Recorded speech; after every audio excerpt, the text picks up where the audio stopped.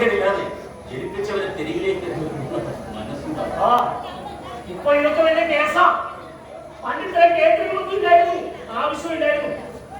അന്ന് കുടുംബ തടാകത്തോടൊക്കെ ഇഷ്ടം പോലെ എന്ന് കരുതി അപ്പനെ അമ്മ തെരുവിലേക്ക് എറിയുന്ന മക്കൾ കുറവായിരുന്നു. ഇല്ലെന്ന് പറയാം, അതൊരു ബലമുള്ള സ്നേഹമായിരുന്നു. ഇന്നോ ഇടപാടം വേണ്ടി മക്കളെ പഠിപ്പിച്ച് വലിയവരാകുമ്പോ കിടക്കാൻ ഇടമില്ലാത്ത പദ്ധതി അവസ്ഥ. കിടക്കാൻ ഇടമുണ്ടായിട്ടോ നാടും വീടും ഒക്കെ ആവോളം സ്നേഹിച്ചിട്ടോ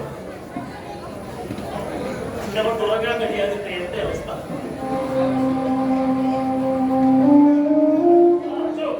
ഇപ്പൊ നല്ല പേരായി കുറച്ചു കാലം ഉണ്ടായിരുന്നു. രാമമാഷിയുടെ എല്ലാവർക്കും ഒരു ആശ്വാസമായി.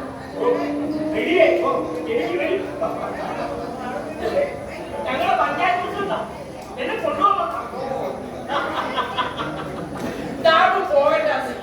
ഈ ഒരുപാട് ചിന്തിച്ച് തല പെരിഞ്ഞിരിക്കുമ്പോ താമ കൊണ്ട് ചില നുറുക്ക് വിദ്യയും നാടക ഡയലോഗും ഒക്കെ ഉണ്ട്.